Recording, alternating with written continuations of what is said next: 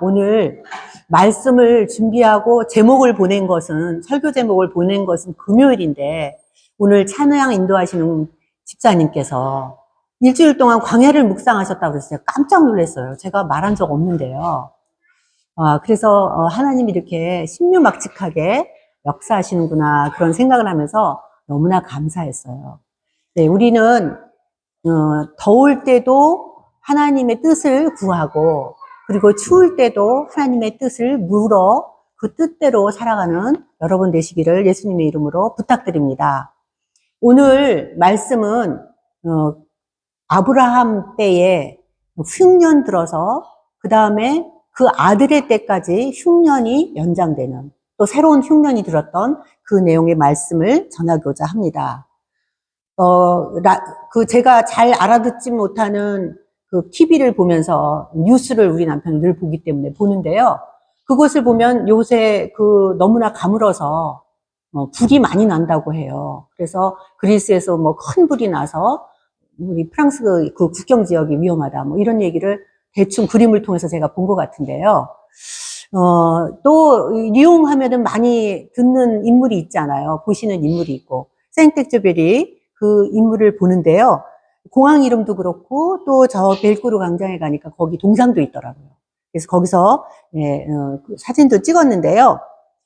동상을 보면은 또 이렇게 큰 곳에서 수줍은 듯이 자리잡고 있지만, 리옹 사람들이 얼마나 생텍쥐베리를 자랑스러워하는지 알 수가 있습니다. 그의 소설인 인간의 대지를 보면 그 사막의 한가운데라는 그 챕터 7을 보면 사막을 우리의 내면에서 태어나는 것이다, 이렇게 묘사하고 있습니다.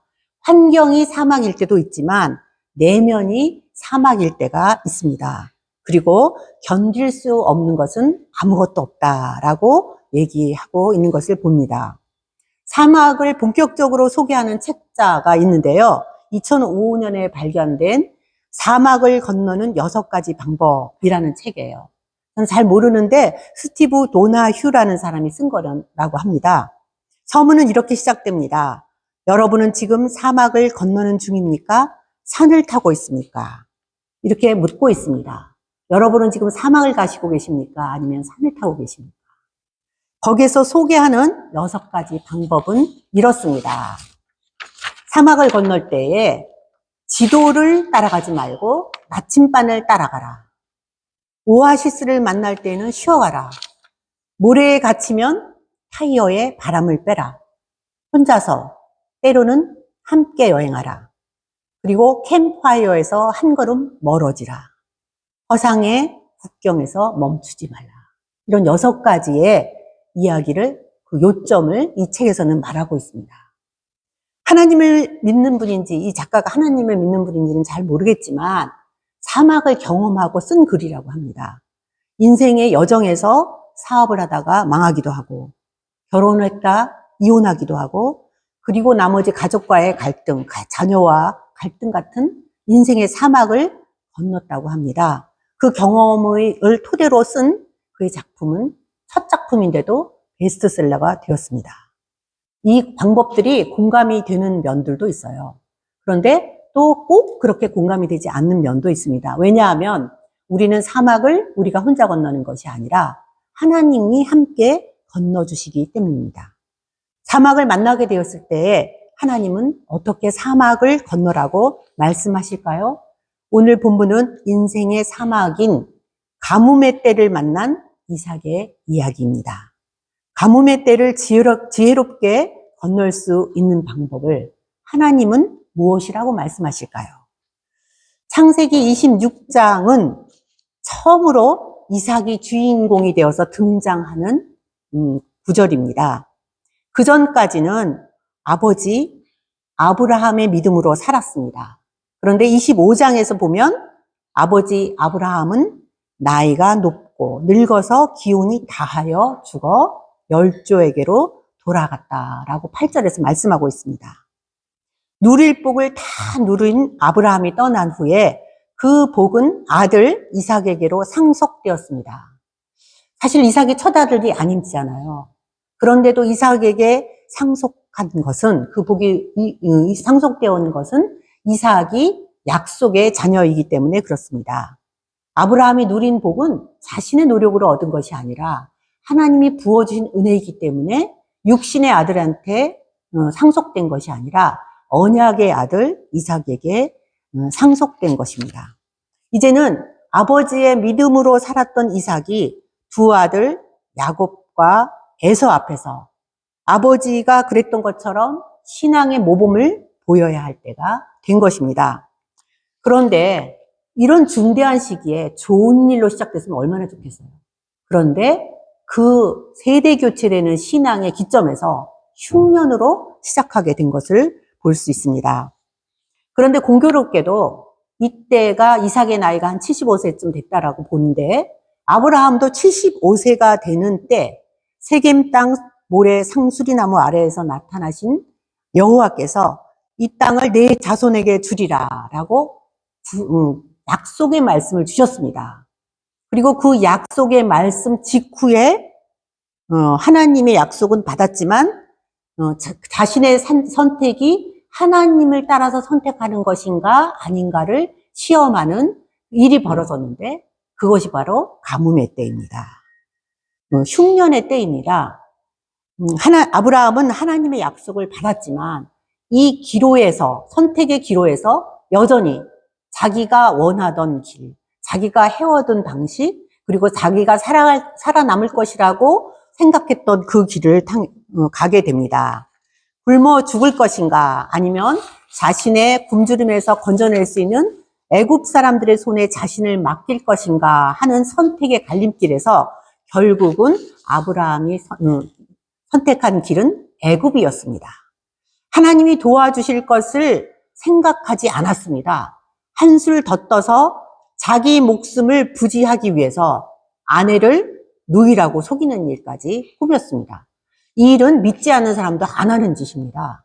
그런데 하나님이 선택한 아브라함은 자신의 안전을 위해서 아내를 누이라고 속이는 일까지 꾸몄던 것입니다.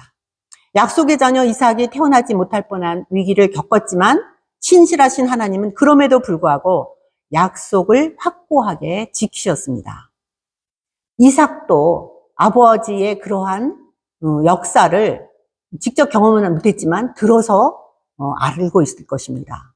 그래서 그 당시 15살 정도 되었을 쌍둥이 아들 야곱과 에서 그리고 아내를 굶어 죽지 않게 하려면 당연히 살 길을 찾아서 이동해야 된다라고 생각하게 됩니다. 아버지가 그랬으니까요. 이삭에 살던 그 부엘라 헤로이라는 곳은 남쪽에 위치하고 있습니다. 남쪽 땅은 사막이거든요. 네게브 사막이라는 곳인데요. 원래도 물이 귀하고 농사 짓기가 어려운 땅이에요. 그런데 가뭄이 들었으니까 그곳은 더 이상 곡식을 농사 짓기 어려운 환경이 되었어요. 그래서 당연히 물이 많은 곳으로 가야겠다고 생각하고 간 곳이 그랄 땅입니다. 이곳은 그 당시 블레셋 사람들의 땅입니다. 예수님은 믿지만 그 예수님이 끝까지 우리를 지켜주시고 복을 주시리라고 믿기는 하지만 위기가 닥쳐오면 우리는 상식과 습관, 전해 내려오는 방식에 따라서 선택하고 결정합니다. 육신의 생각 속에 살고 있는 이중적인 신앙인의 모습입니다. 애굽은 이스라엘 사람들에게는 풍성한 땅이었고 선망의 땅이었습니다. 이삭은 그랄에서도 양식이 떨어지면 이제는 더 풍성한 곡식을 얻을 수 있는 나일강 삼각주에 있는 애굽으로 이동할 계획이었던 것 같습니다. 성경은 애굽을 의지하지 말라고 말씀하고 있습니다. 이사야 36장 6절을 보면 보라 내가 애굽을 믿는도다. 그것은 상한 갈대 지팡이와 같은 것이라. 사람이 그것을 의지하면 손이 찔리리니 애굽 왕 바로는 그를 믿는 모든 자에게 이와 같으니라. 그런데 하나님께서 애굽으로 가지 말고 그냥 그랄 땅에 머물러 살라고 하시는 것입니다. 우리가 읽는 성경에서는 내가 내게 지시하는 땅에 거주하라 라고 되어 있는데 메시지 성경으로 보면 내가 내게 지시하는 땅 이곳에 거주하라고 되어 있습니다. 우리는 어떤 일이 잘 안 풀리면 그곳을 떠나고 싶어져요. 그리고 어떤 사람들과 일을 하다 잘 되지 않으면 그 사람 때문이라 생각하고 그곳을 떠나서 다른 사람들과 일하려고 하는 경우가 많이 있습니다. 그런데 그것은 나의 생각인데 만약에 하나님께서 나타나셔서 그대로 계속해라. 이곳에 있어라. 파리에 가지 말고 리옹에 있어라. 네, 왜 웃으시죠? 그러면은 여기 다 계시겠습니까? 아, 이렇게 말씀하실 것 같아요. 잘못 들었나? 아니죠. 제가 생각하는 건 그게 아닌데 제가 원하는 대로 가시게 하실 것이지 리옹에 사람도 별로 없고 파리에 가야지만 대접받는데 거기 가야 되는 거 아닙니까? 이렇게 생각하시지 않을까요? 저도 파리 가봤는데요. 지난주에 갔어요. 너무 정신없더라고요. 또 어떤 사람과 일을 하는데 그 사람이 이상하게 그 사람하고 일하는데 딴지를 걸고 잘 안 풀리는 것 같으면 어떻게 하십니까? 아, 분명히 하나님은 여기 있는 것이 내 뜻이 아니라고 말씀하시는구나. 이 사람과 일하는 것은 하나님의 뜻이 아니라고 말씀하시는구나. 라고 여기면서 다른 사람을 찾아서 가려고 할 것입니다. 그런데 하나님께서는 그때 나의 믿음을 실험하시면서 바로 이 자리에 있어라. 라고 말씀하시는 겁니다. 하나님의 명령은 단호합니다. 그런데 구체적인 방법은 안 알려주셔요. 그러면 애굽 땅으로 가지 않으면 여기서 얼마 있으면 내가 곡식을 풍성하게 열매 맺게 해줄 거다. 또는 물이 끊어지지 않고 계속 나오게 만들어 줄 거다. 그 샘을 찾아서 갈 수 있게 해줄 거다라고 말씀하시지 않습니다. 이게 당장 가족 전체가 먹고 사는 문제에 관련된 것이라 결단하는 데는 두려움이 따릅니다. 그러나 아버지 아브라함은 내가 네게 지시할 땅으로 가라라는 하나님의 명령에 순종했던 것을 이삭은 들었습니다. 그래서 이삭은 내가 네게 지시하는 땅에 거주하라라고 말씀하시는 하나님의 말씀에 순종하시기로 결단한 것입니다. 하나님은 때때로는 익숙해진 환경에서 떠나라고 말씀하십니다. 또는 익숙해지지 않은 환경으로 가라고 말씀하십니다. 그런데 그것은 우리가 하나님과의 연관되어 있지 않고 하나님의 말씀을 집중해서 듣지 않으면 알 수 없는 하나님의 말씀입니다. 그래서 하나님과 다른 삶을, 이 땅의 즐거운 삶을 살다가 어느 날 하나님께서 가라고 하시는 소리를 못 들을 수도 있고 하나님께서 멈추라는 말씀을 못 들을 수도 있습니다. 그래서 이삭은 그 땅에 있기로 결단하게 되었습니다. 그 말씀대로 순종하는 이삭에게 하나님은 복을 주시겠다라고 약속하셨습니다. 오늘 읽었던 창세기 26장, 27, 그 앞에 장에서 26장 3절 4절 이렇게 말씀하십니다. 이 땅에 거류하면 내가 너와 함께 있어 내게 복을 주고 내가 이 모든 땅을 너와 네 자손에게 주리라. 내가 내 아버지 아브라함에게 맹세한 것을 이루어 네 자손을 하늘의 별과 같이 번성하게 하며 이 모든 땅을 네 자손에게 주리니 네 자손으로 말미암아 천하 만민이 복을 받으리라. 하나님께서 이렇게 기가 막힌 축복을 주시겠다고 말씀하시면서 이곳에 있으라고 말씀하셔요. 만약에 결단을 해야 되는 때에 하나님께서 분명한 목소리로 아마 이런 약속을 하셨으면 여러분들은 리옹이 아니라 더 시골이라도 리옹은 큰 대도시지만 떠나시겠습니까? 안 떠나시겠습니까? 네, 그래도 갈등하시는군요.